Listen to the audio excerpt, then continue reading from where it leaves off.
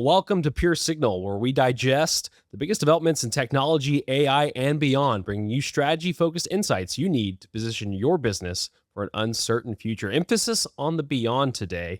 I'm Ryan Medellin. I'm a manager in the digital strategy and delivery practice here at Credera. And with me, I have Jake Carter, our Chief Innovation Officer, and Kevin Erickson, our North American CEO, as always. And gentlemen, good to see y'all again. I know it's been a busy week, but I think today's topic is pretty exciting and pretty relevant to probably what a lot of people are facing right now. And that's really, getting buy-in for projects internally, maybe even externally as well. And Jake, just in the Chief Innovation Officer role, I'm sure you've had your fair share of funny anecdotes. Maybe you could potentially start us off with. Oh man, it's interesting. I'll have to think about the question of, do I have any good anecdotes related to getting buy-in on innovation projects? But I mean, I will say, to your point, I do definitely think that there's two problems to solve when you're thinking about innovation. There's the innovation, and then there's how the heck do you get your organization to go along with it?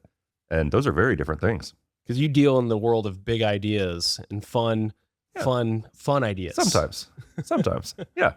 Yeah. There's kind of two sides to that coin, right? There's the C-suite perspective, if you will, which we will cover today. And then there's also the project owner, project stakeholder perspective. And I think we should probably start from the top down and start at that C-suite level perspective. And it's a good thing we have some C-suite folks in here to help us do that. If the C-suite was actually doing their job, driving strategy, impact, growing their business, would you need innovation? I mean, innovation would be implied in the actual role, and that's not about. And so I think so. It's interesting around how does innovation and disruption and R&D play within the normal rhythms of when you think about planning and how you work through that. My answer would be, I mean, you're a CEO, so you can respond to this, but it should be part of the CEO agenda. I agree. And your Chief Innovation Officer at that point is advancing your agenda. So I don't really see them as separate so much as maybe it's a time horizon thing. Yeah. Well, maybe it's an interesting too, where it's a title. I don't know what you'd say. When's the historical duration of a Chief Innovation Officer? Meaning that it's probably what the last 10, 15 years. Right. It is. Those functions have played out in a Chief Strategy Officer role, other elements of that. So ththose concepts have been around. So what if we think about, though, when you think about this particular season, so, fall of 2025, as we're getting more in thinking about 2026, we're thinking about, different elements, kind of a funky, kind of macroeconomic geopolitical environment. I mean, how would you advise, a leadership team that you're also part of, to think about disruption and innovation when you're actually thinking about specifically next year? Very good question. At the risk of going back to something we've talked about in the past, I see all of this as a portfolio theory game. Which I say to answer your question, I don't think that changes for next year, but what might actually change is the percentage of where I'm putting my effort. Meaning for next year, an entirely appropriate response might be to say, look, I still want some things that are closer in and safer. I still want some things that are farther out and pushing the boundaries.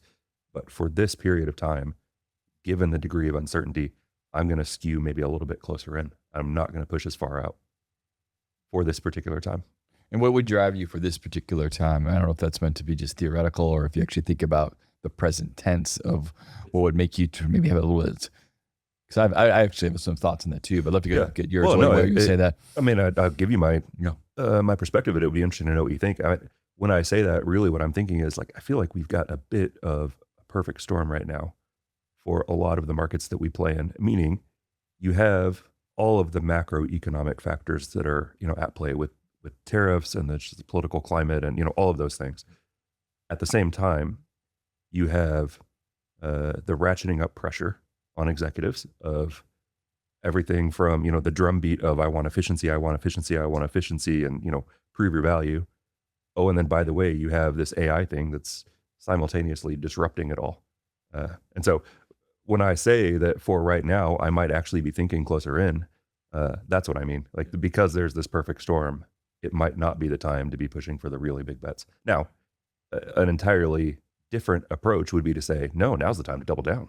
So I don't know what you think about that. One more I'd add potentially to the list is this really also this consistent uncertainty of where the stock market is. Right. And so there's this consistent kind of, hey, are we at the top? It's been driven by so many, 7 companies have driven most of the value. What would happen if it returns? And so, so I actually would tend to agree with you. I might say caution in a slightly different way, from a planning perspective, where, I think about it in terms of, I've seen this now playing out both internally as we're thinking about next year, but also on several clients that I've been talking with recently, that it's around like smaller maturity models. So when I think of innovation and disruption, I think we've had that, right? We had that with AI a couple of years ago. We've had that with, really uncertain political events. You've got things going on with tariffs, so there's been a lot of things that have kind of like shut, a jolt to the system.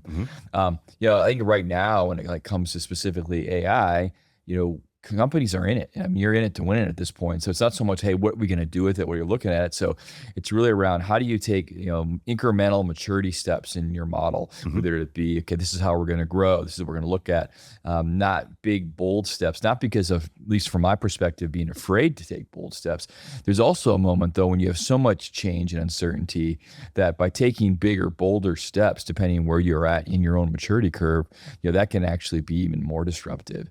And I think, so what's interesting is from now, even actually, coming off, a bunch of different vision casting sessions, both internally and externally this week, you're just thinking about how do you get people excited about, change when really change is relatively incremental, but yet very important.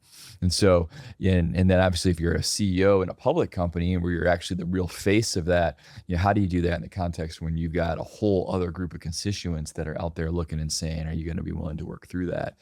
So I would tend to agree that I think this particular season seems like if you have a strategy or you're already working through, primarily your AI adoption strategy, I'd say keep moving forward at, with the right velocity, but, it's like be more careful on what else that means in terms of, again, huge changes. I actually think, and this is specific to AI, but what you're describing, in my opinion, very much meets the moment, in that I think the moment we're in from an AI standpoint is we've moved beyond the, oh, look, it can do everything. And companies are in the like, no, what can it do for me today that's actually either going to grow my revenue or trim my cost?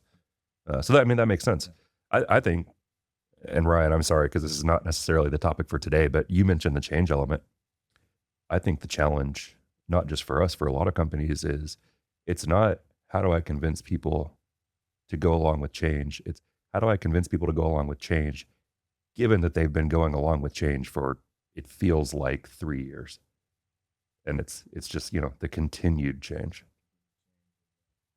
It says the ping ponging too, I think, which is kind of going back, from a more societal perspective, just like the amount of things that have been kind of hitting That's right. companies, Exactly. people, organizations for the last 10 plus years. And like, what is normal anymore, at this current pace. And so I think how you lead through that, how you plan through that, and where do you have the assurances of like, hey, we're going to get through this. And, and I suppose, I think both, again, looking at our business, kind of the clients, it probably depends what business you're in. So like, you could be, relatively comfortable about what your market demand is.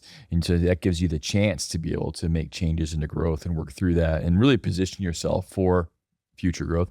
I'm sure there's other firms that because it has been so skewed, or which companies have really grown. If you use stock market or financial returns that way as a measure, how do you really continue to think about what are you going to do? What's going to be the cost of invention? And that's one thing about innovation too. Right now, oftentimes that leads to then capital type projects. And so that's what's so intriguing to me about really the AI elements that are happening today for many companies.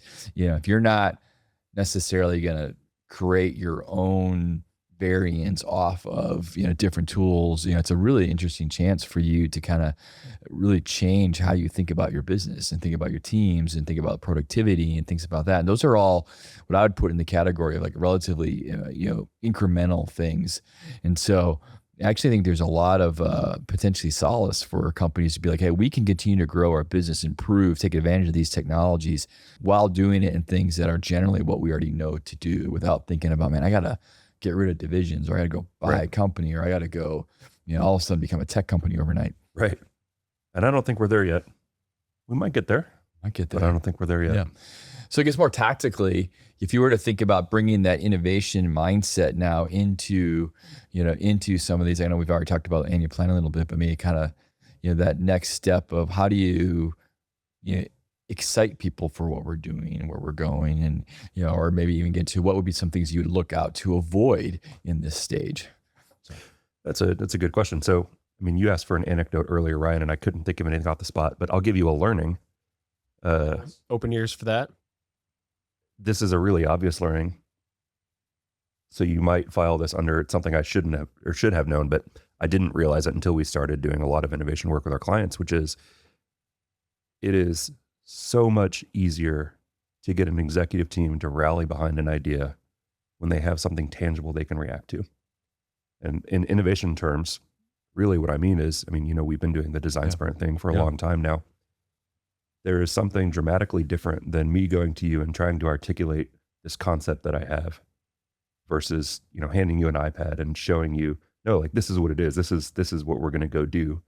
So, I don't know if that's quite where you're asking, but from a learning standpoint, I think one of the themes that we're going to have to get into is if I'm going to get an executive team bought in on an idea, I have to go build my coalition. In order to build a coalition, though, I think there is a little bit of magic in how do you make the concepts real for them so that they can actually rally. Yeah, no, I like that. Two things where I'm thinking about that, and then I'm thinking one of the things is one of the things you've really been involved in most recently too is, from an executive perspective, you have a lot of these. I feel like a lot of the last couple of years, things have been relatively squishy. I need this. Hey, we're going to have this coming like that, and I think ultimately it comes back to bedrock principles, which are really associated with returns, some type of thing. Hey, we're going to grow the business by this. We're going to increase our top line. We're going to increase our bottom line. We're going to have some, strategic pillar that we're going to work through that. And, I'm finding myself increasingly in conversations I'm having with, executives and teams around, AI driven initiatives, like you still start with what are you trying to accomplish? Yep. Which then I think leads into one thing that's interesting about right now is it's possible that how we do something is the innovation, but what we're doing is the same. So the example I was going with one that you've been involved in, like, hey, we have to go educate our sales force to do X. The executive knows what that means. Like they know how to do that. So the innovation is actually how you do it, what you do. And so it's actually easier to get your hands around, we're going to change the way that we do something, but the outcome is still ultimately we're going to sell a product to a certain person through a certain way. And I think that that's less complicated to understand other elements right now where you can have a tangible result, but yet we're radically changing the experience, how it gets done, maybe all the measurements associated with it, but yet the actual business objective, though, is still very clearly understood by the C-suite folks that maybe not always understand what's going on. Yeah, no, you're very much talking about present company. No, you're exactly right. There's a framework that I use with clients sometimes I did not invent, so I take no credit here, but it's called the 10 types of innovation. But the point is exactly what you said. Like we always think about, what's the new product? What's the new thing? And that is a part of innovation, but there's 9 other ways that you can get to it too. And one of those is what's the process of creating the thing? I mean, Toyota is a great example of that. Their innovation was not the automobile. Their innovation was how you create the automobile. One of their innovations, yes. Along those lines, both great points. So Kevin, from your perspective, one of the things you have to, and I'm sure is at top of mind when these types of projects or ideas come to you, is can my organization handle it at this time, right? There's obviously all these external factors coming in saying growth and return and all of these things that you understand, but at the same time, you have to really take a good look at the organization and saying, is the organization ready? Can we handle this? What are some of the things that go into your mind when you're thinking about that? Yeah. Well, I think it does really start at the simplicity of like, what are we trying to solve for? Usually it's got a top line consideration or a bottom line consideration. And, thankfully for, our particular business right now, I think we're able to mature, the activities and working through that for more, driving revenue, but it seems to be a bit more of actually internal where our focus is. And so, I'm thinking a ton about just, really employee engagement, where we work through that. What's the workforce? How do we grow? How we motivate? There's a lot of changes going on, right? In terms of the tooling, what we're doing that. There's a lot of generational changes right now. So as an executive team, we're thinking about how do we continue to, really motivate and engage, find, develop, all those different elements of that. And of course, my business that I primarily play in is a human capital business. And so it's really around how do we make sure we have the right right, engaged, excited, growing bodies. I think there's just different companies might have different things that they're trying to do, but I think so. It's really trying. So if I take it back more broadly, I'd say, hey, well, how do you go and motivate and excite and challenge and grow your, and return to your key stakeholders? And so again, it could be your employees, that could be your customers, that could be the tooling that you use. But it's really tangible. It is going back into tangible results of what you're working on. And that's what I just generally, and you guys, we've been talking about this and before and other things. I mean, I am really excited about what this time of just kind of general where we're at in society, in the particular elements of really, I think that the tools and the techniques that are available to companies and individuals today are just going to require a significant amount of change. They are. I mean, we're not about happening. I mean, it's happening in the midst of that. So I think it's easy. It's interesting how some of the barriers to entry are actually reducing, in my opinion. Somewhat, whether that be for a company or for a person, like it's a little bit more around hustle. It's a little bit more learning, ingenuity, how you element to that. And I think that that's actually a much nicer playing field to be in than having to have something that has really strong barriers to entry or huge technical costs or, And so, so I think it's looking for those elements in your business. It's trying to break it back down into growth. I think one thing, again, I think that's been interesting with AI, at least in some ways, because it was been squishy for the last 36 months, it was kind of more difficult to really put timeframes or frameworks around parameters, if you would, of like, what are you trying to accomplish? What is it going to look like? Where do you get measured? I mean, again, is in my grumpy CEO role, at some point, it's just like, give me damn results. It's like, and I think that's been really difficult, right, in this area. And so I think it's actually kind of interesting where I feel like we can make measurable results if you go back and start saying, we're going to reevaluate and reimagine what we're doing, and we're going to do it smarter, faster, cheaper. Like that's easier actually to get to than say, I just need me some AI and I don't know what I'm gonna do with it. Well, I like your point on the human capital piece there, because I think, it's kind of the old, don't put the cart before the horse, right? Like if you're training up your organization to be ready for these types of things, knowing they're not happening yet, but they're going to be coming down the pipeline. That way, when that decision comes to your desk, it's not as long of a process, because you know that these are things that you've already instilled within the organization to be ready for and to be, excited about, and good things.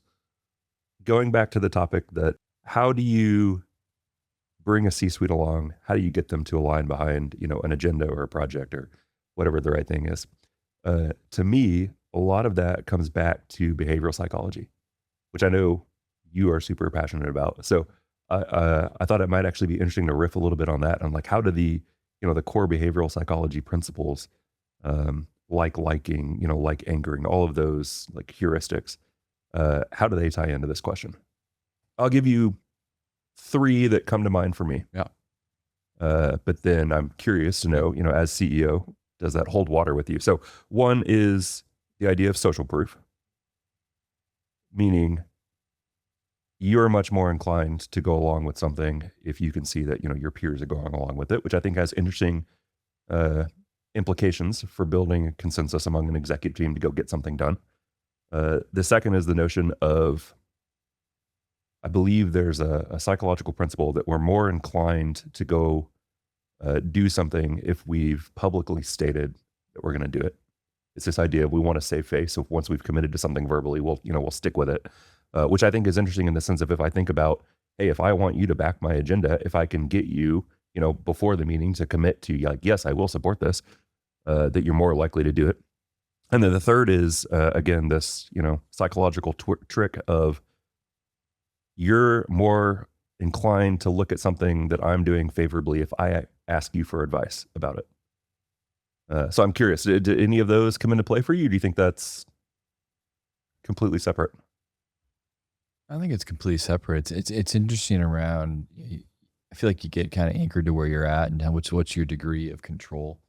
And so I think it's probably how do you influence it if you're part of a multinational, whatever different divisional type business. How do you try to get that consensus is going to be more difficult. That's probably much more difficult than even trying to get that within the degrees of what we're trying to build and how that plays through that.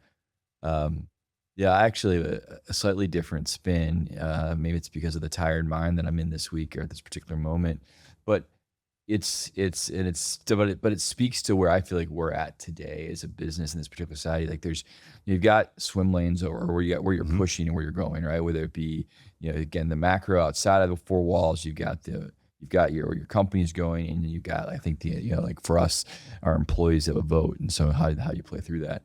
So it's like, how do you really continue to influence change, whether it be executive buy-in or employee buy-in, but you're actually kind of doing it a bit underneath, kind of underneath what you're saying, what you're doing, not in a way that you're trying to shield it or hide it, but it's like, hey, you're focused on these objectives of growing the business, working through this, doing this, whatever the priority is, but yet you're at the same token, you got a lot of things you're building at the same time that are going to help you propel. And this is what I think is really interesting about leadership teams. Like where is the focus? Is it focused on this immediate moment? Like we have to hit these numbers, we got to do this. How do you bring in now? I think, innovation to me is really service model innovation. It's strategic investment. Oftentimes those won't have the return in the immediate. So sometimes you can do that very publicly, and you get this program, get alignment, you get the investment. I have found, at least in our business, oftentimes you're doing those while you're kind of building something else. And I think many of our clients are in that same scenario to where, you're kind of playing two games at the same time. And I think that, which I think really leads to right now to where, you're able to kind of work through that. The classical, I need to get my boss to think about it, or I need to get that. It takes energy to play that game. It does. And heading that. So that's maybe a little bit my own bias right now is a little bit around, is really interesting and against that. Not that I don't want to get alignment with the executive teams, but just really around, I actually feel like, I think I would actually encourage our team to be bold.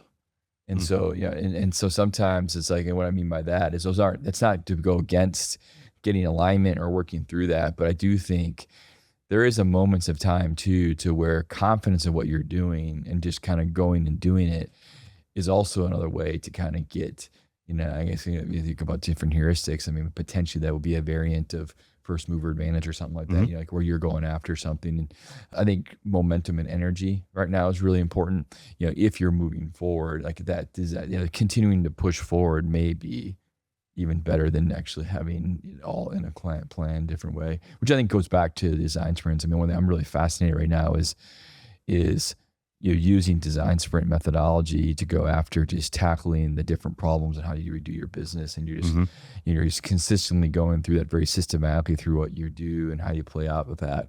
Again, that is to me micro evolution of your model versus saying, hey, we're going to go buy this thing, we're going to open up a brand new product. And so again, maybe in around and indirectly, I'd say that just continuing to push for those type of growth right now, which leads back to your original premise that caution or some of that stuff might be actually the name of the game right now in how you, instead of big huge ideas.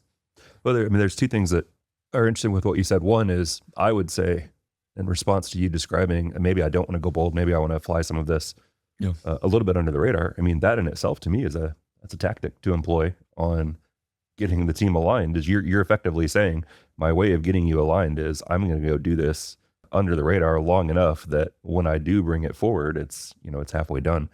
And then the other, I don't actually remember the name of this heuristic, but I do recall hearing at one point that people defer to competent experts. And so my take on your comment around, hey, be bold and go do it, is that in itself might actually tie back to a psychological heuristic as well. Yeah. Well, I think I think what's interesting too, this is, I don't want to overly, we all anchor to different things. And right now I've just been doing a lot of thinking just about different generational changes and in really looking for the positives that I don't tend to, I'm not old enough yet where hopefully I'll never be this way, where you just kind of, you look back and say, well, why won't they do it a certain way? But I'm intrigued by why people think and why people work and how do you actually take that? So take different approaches to how people do things and are thinking naturally, and how do you use them to your advantage to be able to move forward with your agenda or sell a product, whatever it might be. Yeah. And I think that that's an interesting element right now. We definitely are seeing this continued shift. I mean, I think it's interesting being, I was in several airports this week, and there's fall colds. There's some COVID stuff floating around. I saw more masks in the last, couple of days than I've seen actually in a long time. And so so I say that not to anchor back to that, but we said, well, I guess I do, but in this sense, I just think it's still interesting now, 3 years, 4 years removed, like how much has just changed from those experiences of why and how people work and how you work through that.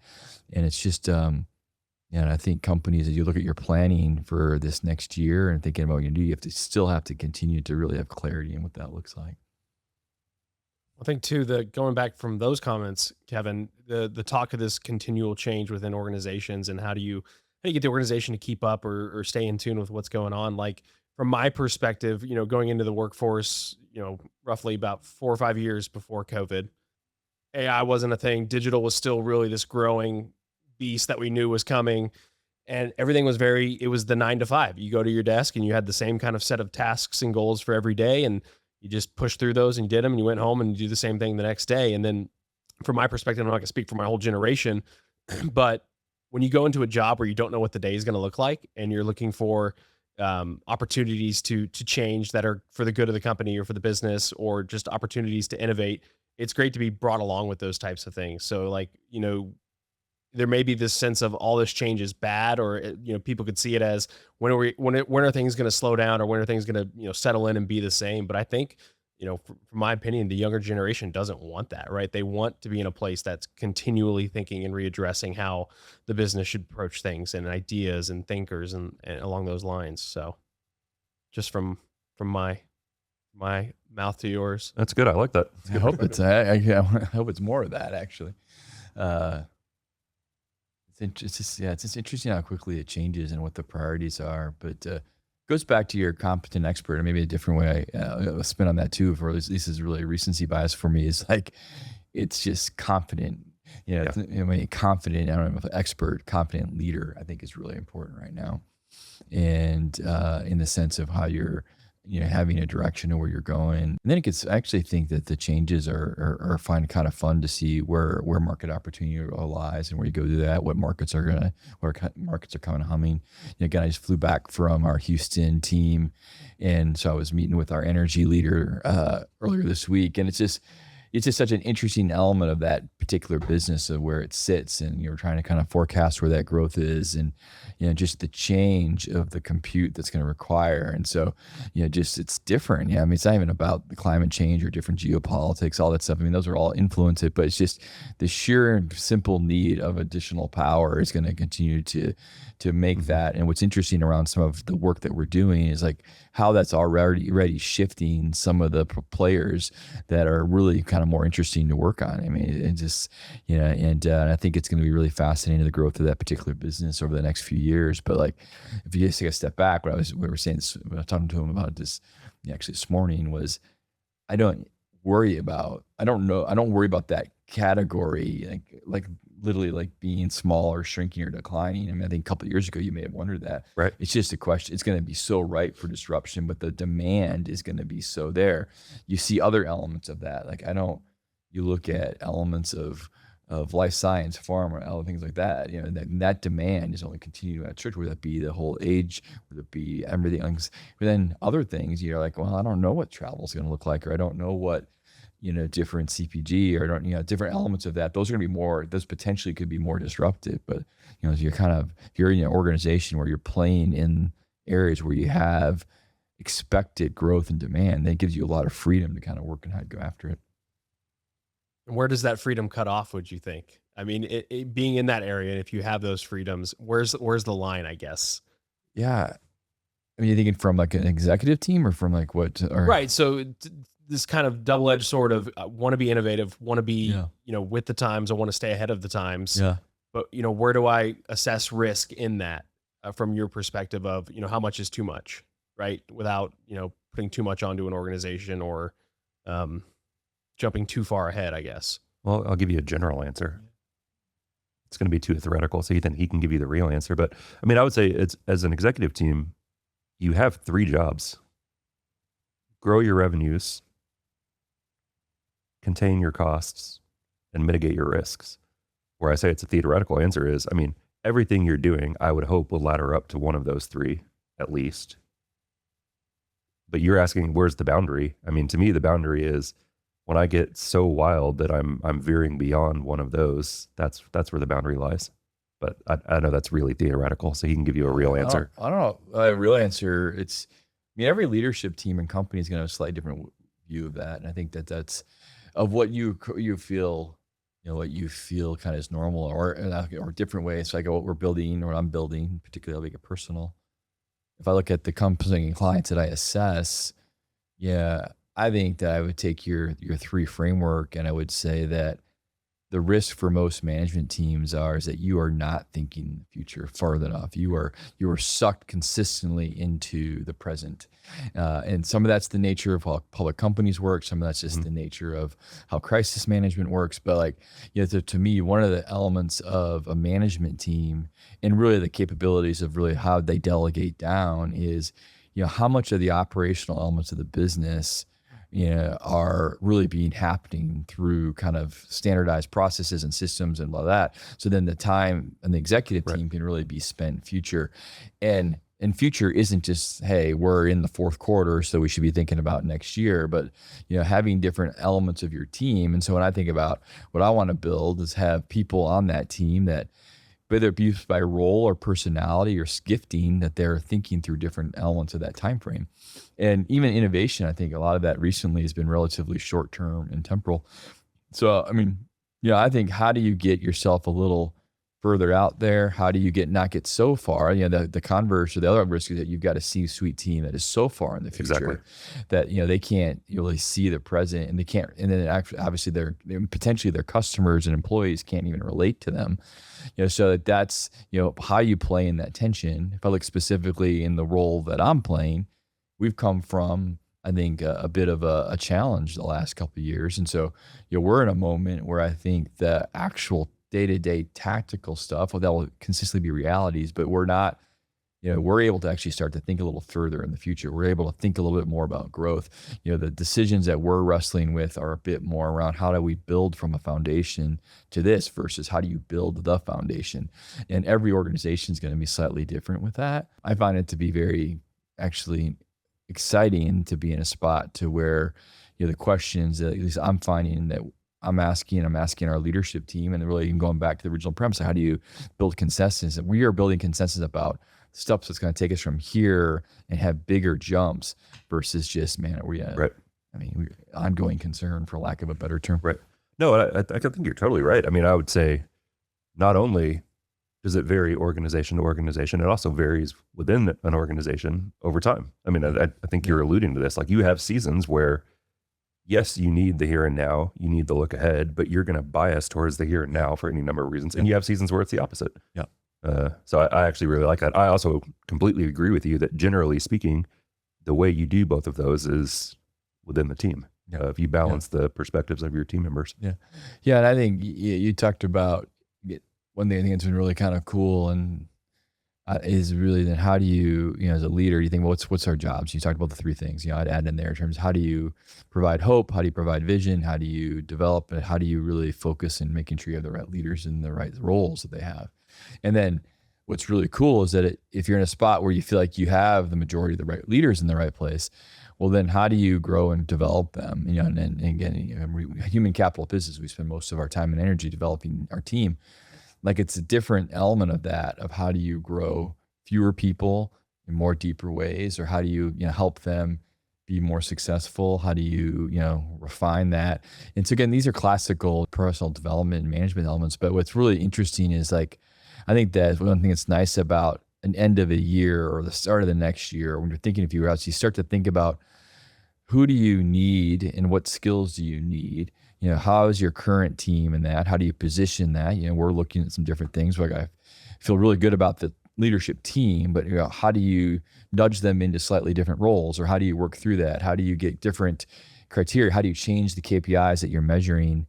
And I think that you're always going to be tinkering. At least for me, I think my leadership style will always be wanting to tinkering in a way to try to continue to refine that versus, hey, we've got our approach and we're going to only be here. I think there's other leaders and other business models that might say, well, that's kind of crazy. If we're going to invest in building a car, it's going to take us, 5 years to build out the car and build the line. I can't keep kind of tweaking whether or not it's going to have certain features on it. We get the benefit that, we can tweak all we want. Right. So, Yeah.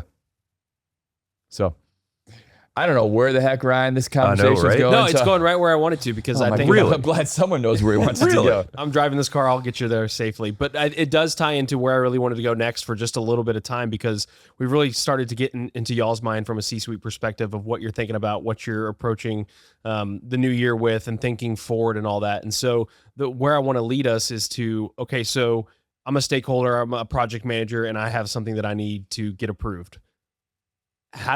With all these, we talked about a lot of conversations that are happening with leadership teams and executive teams and all of that. If I'm somebody who's not privy to those conversations that are happening, but I have a general understanding of what's going on, how do I make that approach then? How do I go in and get buy-in from the team without really maybe fully understanding the things that are being talked about down the road, and making sure that what I'm wanting is aligned with that? So this is going to be a shock. I actually prepped today. The reason I say that is I have some thoughts on this one. Okay. And I'm curious to know what you think about them, because I'm not saying they're right, but I'll give you 4 or so things. So one is, if you're going to get the buy-in, you've got to communicate in the right terms. Meaning, especially for, let's say, folks who are trying to convince the C-suite to do something, or the chief executive to do something, and they're not in the room with them all day long. There's this natural tendency to over-index to the technical terms in whatever realm that is. Meaning, hey, we're going to do this project and it's going to give us whatever 5 nines uptime, or it's going to decrease this metric. What they don't necessarily do, though, is convert it into the term that you probably really care about, which is, what is the actual outcome for the business? Like goes back to your, hey, just give me the results. So put it in the right language. That was one of them. I actually think there's an interesting corollary there, which is going back to our friend Emily, just the tried and true, what's in it for me. I mean, I think part of the miss for people and not bringing or getting the buy-in they're looking for is they don't connect it to, well, what does the executive team actually need? What do they care about? What's in it for them? If I know that Kevin's our CEO and he is all about employee engagement, how does this connect back to employee engagement, for example? The second I would say is about the thing itself. It's clarity of the concept. This is back to what we were talking about with, it's a heck of a lot easier for me to convince you of something when I can show it to you than when I'm trying to describe it. So, is the concept clear? Is there a way that I can show, not tell? I think that's pretty straightforward. My third then is, it's not just, do I have a clear concept? Do I put it in the right terminology? I think there's a little bit of art on how do I make that pitch to you in itself. And what I mean by that is, back to what we were talking about, where there's a trap of thinking too far ahead, a trap of thinking too close. I actually think there's something similar when it comes to, pitching a concept, where you fall into a trap on the one hand if you go in with just, hey, here's the data, here's the business case, here's the rigor of the analysis, but you miss the emotion, the heart. And I think you fall into a trap if you skew too far the other side, where you go all in on, here's the sexy story, here's the sleek pitch, but you don't back it up with the data. So there's some sweet spot there, getting the right blend. And then my final one is, I actually think a big miss, and I know that we have seen this with our clients a lot, is I over-index to the decision maker. Maybe that's you, maybe that's the chief executive, but what I specifically don't do is I don't think about, who are all of the people that are going to go influence that decision maker, and how do I bring them along? You were asking about anecdotes earlier, Ryan. We had actually an energy company. We were pitching a really big program for their top executive, and this is a really simple example, but we ran through all of the numbers, and his first question was, "Hey, did our CFO sign off on the numbers?" In this case, the CFO had not, so we had to go back and run through all of those traps. But that would have been an easy one to see, where the CEO might have been making the decision, but there's really important stakeholders that you need to bring along the way before you get to that ultimate decision maker.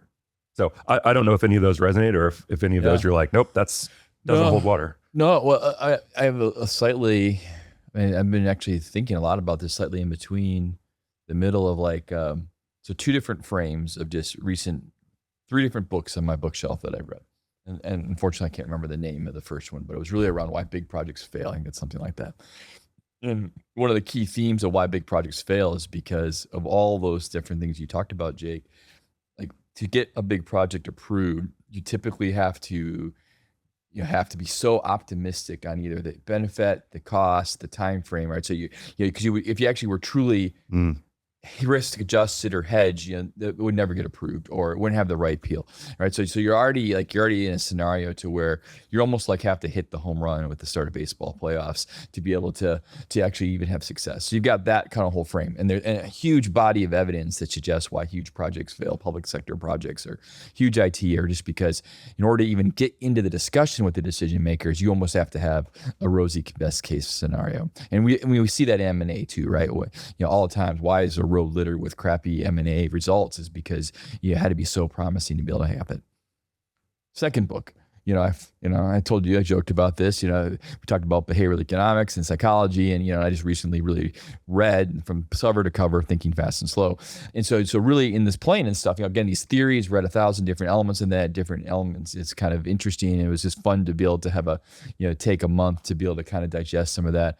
Actually found it really interesting reading the actual papers that were written in the 70s that they were based on, which I had read before, but just to actually see, Thinking Fast and Slow is just 500 pages of you just embellishing what you wrote in 5 pages of paper in the 1970s. But what was interesting around all these different elements. So now, okay, I'm predicated to want to get something across. I have to get buy-in, and I have to do it in a way. I have to chip into everything and make it look in a certain way. Well, then you have to read a whole element, a book around what are the actual theories, will you work through that, why do you anchor, why do you do this, which I think in some ways puts metrics and science behind some of those themes. And then lastly, playing around with reshuffle, which I think we'll talk more about in a future episode, but just how do you radically think about business differently, organizational differently, and structure differently. And what maybe the key theme of that is that, and I look at, for me anyways, is that, hey, I want results and I want to have outcomes, but it's hard to have certainty in the start of what that looks like. And so, one of the things, so how do you actually know what you're trying to achieve? So I know I want to drive revenue. I want to increase customers. I want to do this. So you kind of know, you can quantify what that is, even if you don't quite have all the metric to it, but at least you got some sort of direction. But then you actually have honesty about, we don't know everything. And if we try to paint it in a picture, and that's the danger of like running through all the traps, is like we see this in a company. And maybe even a better example is you see this in the government scenario. We're going to, you're having to like throw in all these different sweeteners to get all these different people. So all of a sudden now what you have at the end doesn't even look like what you were trying to do, which would have been really noble potentially, but all the extra stuff required to get people's buy-in has now made it into whatever. And so as a leader, I'm thinking, how do I avoid that scenario to where in order to get it, you have to have something that is either too rosy, unclear objective, or it has had to look a lot of different ways. And I think, so we know we play in that. We do that every single day internally. We do that with our clients. And, so I think what maybe is interesting to me is, can we, bring that, maybe some of the AI thinking is so much new, it's so much more nebulous a bit, that gives you a little bit more fudge factor. Obviously we're seeing our business is evolving because now it's really around getting paid for outcomes versus time, which is a much more difficult yet more honest approach to things. And so I think it's kind of intriguing. I think that so I although I want objective and I want KPI, we'll always be asking for that. I expect our leaders to be leading that way. There has to be a sense of reasonableness too, that they're going to be able to evolve. And if you get, my fear is it's actually being too rigid to the objective potentially is actually worse than being unclear where you're actually going. That's a great perspective. It's a much more challenging perspective, but I like it. Keeps the minds fresh though, right? We all love a good challenge. Well, this was kind of a test for you both, because I, in the background here, I had my steps of all these things that I thought were... Wait, you knew the answer this whole time? It was a test, and you guys passed with flying colors. But no, you've touched on a lot of the things, and I've also like pulled up things that CEOs are caring about in 2025. And I mean, all the things that you all talked about hit those marks. So it's very impressive. It is interesting though. Like, how do you go it alone? I mean, not like going along, you have to be, but you have to be, yeah, as an organization, where do you know you're taking it, how do you work through that? And you're having the confidence to be able to kind of build through that. And I think that's part of what it means to be on an executive team and working through that, is to have that confidence and then trying to be able to sell your customers or your employees to that vision. So I actually think that's a privilege to be able to do that. I mean, and do humbleness. I think that you have a chance to do that is pretty cool. It's a chance to be able to go and try to sell and encourage people to want to buy in is a really cool thing. And companies do that every day with trying to sell a product that they want to. And we have to do that in terms of trying to get our workforce to want to be around and motivated to grow and develop. Get into some final thoughts, key takeaways here, really just discussing about, we talked about annual planning last episode and getting ready for that and what that looks like with the uncertain futures with AI and all those other things plugging into it. But now really the focus today was to talk about what's on the C-suite's minds and what's on the project owner's mind in order to kind of create this collaboration to get projects approved. So final takeaways from you both? The thing that I'll throw out, this is a bit of reacting to what you were just saying, but it's fascinating to me how much of all of this comes back to the vision and the drive of the leader. And I know that's a bit of a Captain Obvious, but I mean, it starts and stops there. That's my takeaway. And then the different degrees you bet, as we kind of see recently in the news of Elon signing up for his next personal economic moonshot. I think that's, man, talk about having the boldness of that and the ability to do that. But I do think that that's it's the privilege and expectation of leadership, is that you're going to be able to do and grow and work through that. And every organization and every company is different on that, but it is really kind of cool. And I mean, last takeaway for me in this, as we look at the season, is really around, it's always going to continue to evolve. You can have principles and values that you kind of anchor to, but I think the joy is in the journey, and the joy is in how you work through that, and how you kind of use and go after different things. And, all of us are going to have different elements and muses of sorts that we'll be able to work through that.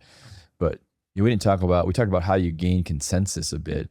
I think the other element that to me is like, how do you actually work as a team? And when you can have, I think that this is a whole concept for me for another discussion, but what is harmony? What is disharmony? And I think in teams, working together in harmony is a really beautiful thing. And it doesn't happen very often. You see that in all kinds of different elements. So whether it be a design team that comes through and they create beautiful products, or you've got a sports team that comes together after struggle, you have a management team that comes together and they really start to find their parts, and you can develop that trust. And, I think that is a beautiful element of that. We see that all the times. Why it's one of the things that's really cool about project teams is that you come together, different pieces, different backgrounds, and you come together and you learn how to work together and trust and build. And the classical the output and the sum is better than the parts. And I just hope that everyone has chances to do that and do that consistently. And I think if you can do that more than not, whatever you're in is going to be successful. So the expectation is anybody who listens to this episode, C-suite or project owner, all projects will be approved, and it'll be just unlimited growth and potential for the companies. And harmonious. Yes, agreed. Yeah. All right. And work 40 hours a week and have Fridays off. Right. Yeah. That's most important. All right. Well, thank you both. This has been another edition of Pure Signal, reminding you to be bold and be curious.